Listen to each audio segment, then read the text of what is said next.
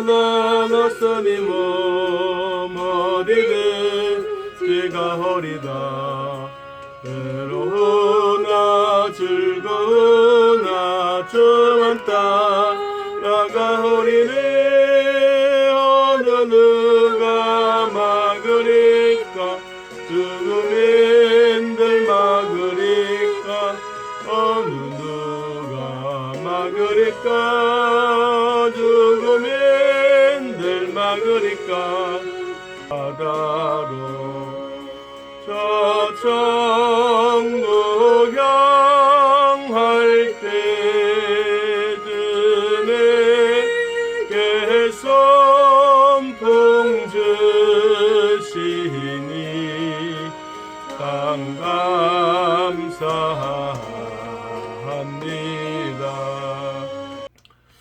자, 오늘 이사야 선지자가 하나님으로부터 부름받음에 대한 내용을 소개하고 있습니다. 하나님은 이스라엘 백성들만 불러주신 게 아니고 오늘 개인 나와 여러분들을 하나님이 불러주셨습니다. 언제 불렀느냐 하면 하나님이 필요하실 때, 우리로 말하면 만세 전에 하나님이 하나님의 자녀로 삼아주셨는데 선지자로는 언제 불렀느냐 하면 오늘 이사야서 6장 때 이때 불러준 거예요. 그러니까 이때가 언제였냐 하면 우시야 왕이 죽던 해에 이사야 선지자는 이사야서 1장 1절 이하에 보니까 4대를 거쳐서 이사야 선지자의 예언을 하게 되는 선지자였습니다. 그러니까 세월이 보면 아주 긴 세월 동안 선지자 역할을 했고, 어떤 사람은 농부이기도 하고 또 어떤 선지자들은 산골짜기에서 일하는 사람도 있었는데, 이 이사야 선지자는 어떤 사람이었느냐 하면 왕가 출신입니다. 왕족입니다. 왕족. 그러니까 왕족 출신이기 때문에 훈련받고 하는 시야가 좀 다른 거예요. 그래서 이사야 선지자를 통해서 하나님이 불러서 선지자로 부르고 부르신 선지자가 이제 4대를 거쳐서 왕들의 사역을 잘 도왔습니다. 오늘 새벽에도 말씀드렸습니다마는 우시야 왕은 지상의 왕입니다. 지상의 왕은 죽었지만 천상의 왕은 살아계십니다. 천상의 왕이 바로 누구냐? 전능하신 하나님이신데, 이 하나님이 이사야 선지자를 선택하여 시대적으로 필요한 말씀을, 하나님의 말씀을 전하게 된 선지자입니다. 그래서 사람들이 생각할 때 이사야 선지자는 4대를 거쳐서 하나님의 말씀을 전했는데, 또 이사야 선지자가 참 훌륭한 일이 무엇이냐면 예수님에 대한 이 예언이 제일 많았습니다. 365가지의 예언들이 예수님에 대한 예언이라면 이사야 선지자는 한 280개 정도 되는 예언을 예수님의 그 탄생에 관한, 십자가에 관한, 고난에 관한, 부활에 관한 이런 내용들이 이사야 선지자에 딱 포함되어져 있는 아주 예언서 중에 대예언서입니다. 자, 그가 이 하나님의 부르심을 받고 하나님의 성전에서 하나님의 영이 충만하여 하나님의 말씀을 전하게 되어졌는데, 하나님의 선지자로서 하나님의 말씀을 전하기 전에 하나님이 먼저 하셨던 일이 있어요. 그게 바로 뭐냐니까 6절입니다. 6절. 그때에 스랍은 천사입니다. 천사 하나가 부지깽이를 가지고 와서 제단에서 핀 숲을 가지고 와서 이사야의 입술에 갖다 대었습니다. 그리고 이사야의 입술에 갖다 대었더니 그가 하는 말이 너의 악이, 너의 죄가 사하여졌다 라고 말하는 거예요. 하나님은 지금도 우리가 십자가에 죽으신 예수 그리스도만 믿어도 죄 사함의 권세를 얻게 됩니다. 히브리서는 우리들에게 말하기를 너희들의 죄악을 하나님은 기억하지도 아니하겠다고 말했습니다. 하나님은 기억하지도 않았는데 오늘 이사야 선지자에게는 뭘 했느냐? 이 부지깽이를 제단에서 가지고 와서 그리고 숯불에 달고 와서 그 숯불에 단 부지깽이를 이사야 선지자의 입술에 갖다 대었어요. 여러분 우리가 생각해 보십시오. 사람이 화상이 손이 딱 대면 얼마나 아프겠어요? 무지무지하게 아픈데 그것도 우리의 입술이 얇은 입술에 불로 된 숯불로 된 부지깽이를 입에 딱 갖다 대면서 너의 죄악이 사해졌다. 이건 영적인 해석이지만 인간으로 생각해 보면 모든 죄악은 어디서 나오느냐? 입으로 토해내는 입으로. 그래서 하나님이 이사야 선지자를 통하여 입에서 나오는 모든 죄악들을 다 사해버렸어요. 깨끗하게 정리정돈하시고 난 다음에 뭐라고 말씀하셨느냐 하면 목소리를 들었다고 그랬어요. 8절에 보니까 주께서 말씀합니다. 내가 누구를 보내며 누가 우리를 위하여 이 바벨론 나라를 향하여 가겠느냐? 그때에 이사야가 말합니다. 주여 내가 여기 있습니다. 나를 보내주십시오. 그냥 평온할 때가 아니고 지금 이사야 선지자가 이 선지자로 부르실 때 우시야 왕이 죽던 해요. 나라로 말하면 어수선하고 나라로 말하면 새로운 왕자가 등극해서 그 나라를 통치하고 다스려야 되는 그런 이 사회적으로 보면 혼란기에 있는데 이 이사야 선지자를 통하여 그런 혼란기에 있는 모든 백성들을 뭐 했느냐? 그냥 든든하게 자리를 딱 잡아놓고 우리로 말하면 고속도로를 쫙 닦고 나는 그 자리에 막 사고가 나고 힘든 일이 생긴데도 불구하고 이사야 선지자가 그 도로 위에 잔잔하게 온 백성들을 하나님의 말씀으로 통치, 다스리고 있는 그 모습을 오늘 우리들에게 보여주고 있는 거예요.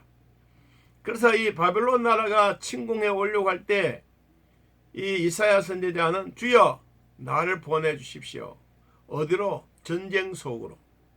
평안할 때 여러분 어디든지 못 가겠습니까? 그 전쟁이 일어나고 있는 이런 상황 속에서도 주여 나를 그곳에 보내주십시오. 복음 전파라고 하는 것은 바로 그런 것입니다. 남들이 가지 않는 곳에 가기도 하고 남들이 하기가 어려운 일을 하는 것이고 사람들은 자기가 하기 싫으면 다른 사람도 하기 싫다는 것을 알아야 합니다. 자기는 하기 싫은 것을 자꾸 남에게 시킨다면 여러분 그거는 자기의 마음과 똑같지 않습니까? 여러분 이사야 선지자가 뭘 우리에게 말해줍니까? 전쟁 화학고에 있는 그 자리인데도 불구하고 자기가 가겠다는 거예요. 무엇 때문에 가는 것입니까? 복음 때문에. 무엇 때문에? 하나님의 음성 때문에. 하나님은 이사야 선지자에게 입술 죄 사함을 주시고 그리고 난 다음에 뭘 주셨느냐? 주의 목소리를 주었어요. 목소리가 뭐요? 하나님의 음성, 우리로 말하면 하나님의 말씀을 준 거예요. 오늘날 우리가 정말로 중요한 것은 회개하고 나면 하나님이 성령의 선물을 우리에게 주시는 것처럼 이사야 선지자가 우리의 입술에 죄를 사함받고 나니까 하늘에서 하나님의 음성이 들려지면서 그 사명이 뭐냐? 너는 나의 사명자다. 너는 나의 동력자다. 너는 나의 사역자다라고 하면서 이것을 보내주시는 그 엄청난 사역의 축복을 하나님이 주신 겁니다. 자, 두 번째는 하나님이 또 말했습니다. 이르시되 9절에 너는 가서 백성들에게 말해라. 무슨 말을 전하라고 했느냐 하면 너희가 듣기는 들어도 깨닫지 못하고 보기는 보아도 알지 못하게 될 것이다. 다시 말하면 삼무입니다. 삼무.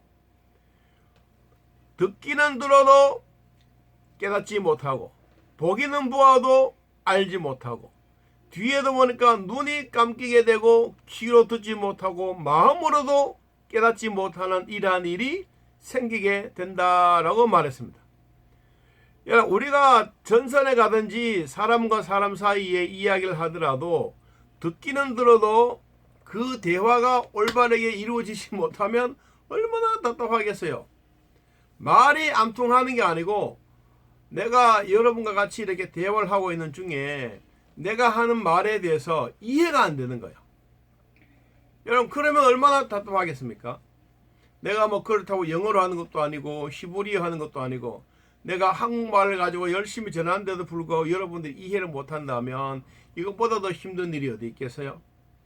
그러니까 하나님이 이스라엘 백성들에게 하나님의 마음을 백성들에게 이사야 선지자를 통하여 계속해서 쫙 말씀해 주었는데도 백성들의 마음은 어디가 있느냐? 콩밭에 가 있고, 하나님의 성전에서 예배 드려도 형식적으로 드리고, 여러분, 그러니까 하나님의 마음이 답답해서 견딜 수가 없는 거예요.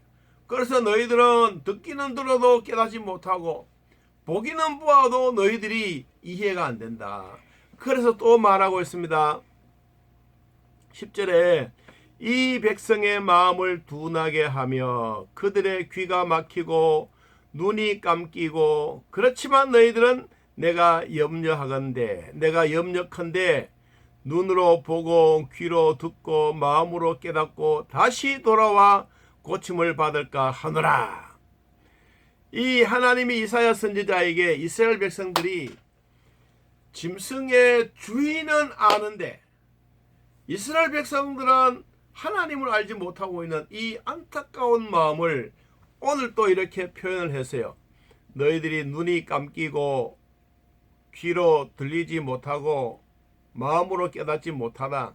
그러나 내가 염려하건대 그래도 너희들에게 돌아오는 사람들이 있으면 내가 고쳐주겠다. 내가 얼마나 말했어요. 얼마나만큼 돌아오더냐 하면요, 100명이라 그러면 100명이 고침을 받아야 되는데 100명이라 그러면 90명은 죽고 10명만 살아남는 거예요. 10분의 1입니다. 자, 그 내용이 어디냐? 13절에 보세요. 13절에 그 중에 10분의 1이 아직 남아 있을지라도 이것도 황폐하게 될 것이나 밤나무와 상수리나무와 배임을 당하여도 그 그루터기는 남아있는 것 같이 거룩한 씨가 이 땅에 그루터기니라 하시더라. 나라가 패망되고 나라가 멸망의 길, 전쟁 속에 가 있는 그런 상황 속에서도 이사야 선지자가 들어가서 하나님 백성들의 말씀을 선포하는데, 자, 100명 중에 90명은 죽는다. 그런데도 10사람은 남는 사람이 있다. 10분의 1은 이 10사람들이 뭐 하는 거냐? 거룩한 구루터기가 되겠다. 거룩한 씨가 되겠다. 거룩한 씨. 여러분, 오늘날 우리들에게도 하나님의 거룩한 씨가 우리에게 심겨졌습니다. 여러분에게도 심겨졌고 나에게도 심겨졌고, 이 거룩한 씨가 우리의 마음속에 심겨져서 점점 자라서 성령의 열매가 되는 것입니다. 이 열매를 맺어야 되는데 90명들은 90%는 다 없어졌어. 10%만 거룩한 씨가 된 거예요. 자, 오늘 거룩한 씨에 대한 결론, 우리도 남아있는 사람이어야 돼요. 이 땅에 여러분 수많은 사람들이 예수 믿고 구원받았다라고 큰 소리 치더라도 진짜 하나님의 나라에 남아서 마지막까지 천국에 들어갈 사람들이 누구냐? 우리는 이 10% 안에 들어가야 돼요. 이사야 선지자가 말했습니다. 그리고 난 다음에 거룩한 구루터기에, 거룩한 땅에 거룩한 씨앗을 잘 심어라. 이 씨앗을 여러분들이 꼭 간직하길 바랍니다. 그럼 이 씨앗이 무엇이냐? 우리가 성경에 나온 말씀을 하나만 찾아보겠습니다. 베드로전서 1장을 한번 찾아보겠습니다. 베드로전서 1장. 하나님이 우리들에게 들려주고 계시던 말씀 가운데 하나입니다. 베드로전서 1장 23절.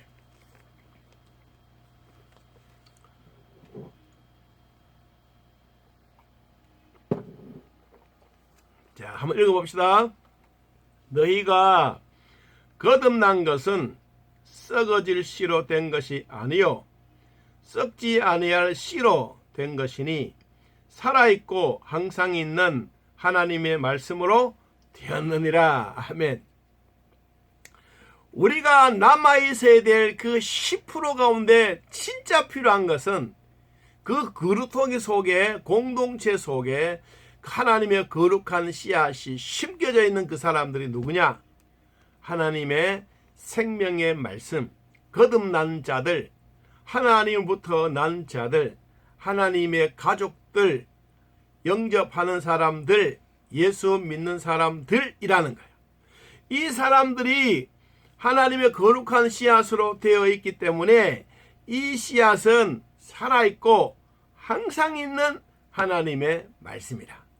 내 심령에도 살아있고 여러분에게도 살아있는 이 하나님의 말씀이 내 마음속에서 쑥쑥 자라 하나님이 주시는 귀한 열매 많이 맺혀지기를 진심으로 축복합니다. 기도하겠습니다.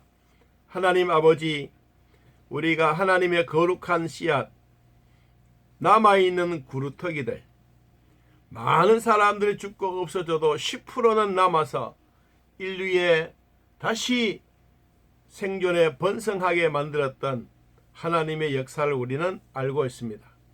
오늘 또 이스라엘 백성들이 이사야 선지자를 통하여 전쟁 속에 누가 가겠느냐라고 했을 때 이사야 선지자가 말합니다. 주여, 내가 여기 있사오니 나를 보내주십시오. 오늘날 이 땅에 수많은 사람들의 위협과 어려움 속에서도 주님이 우리를 부르시고 있다는 것을 늘 마음에 기억하면서 주여, 내가 여기 있사오니 나를 보내주십시오 라고 큰 소리치고 나갈 수 있는 자들이 되도록 은혜 베풀어 주옵소서. 하나님, 우리는 남아있는 그루터기로서 결코 썩지 않는 씨앗이 내 마음속에, 내 심령 속에 심어주셔서 감사합니다.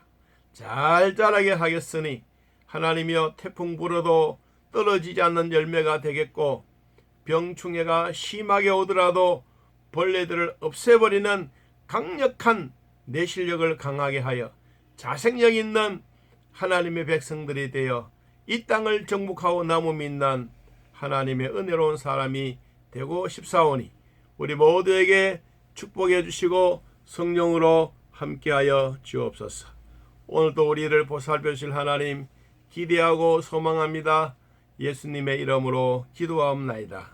아멘. 이제는 우리 주 예수 그리스도의 은혜와 살아계신 하나님의 사랑과 성령의 교통하심이 하나님을 만나고 예배드리는 온 성도들 머리 위에 지금부터 영원토록 함께 있을지어다. 아멘.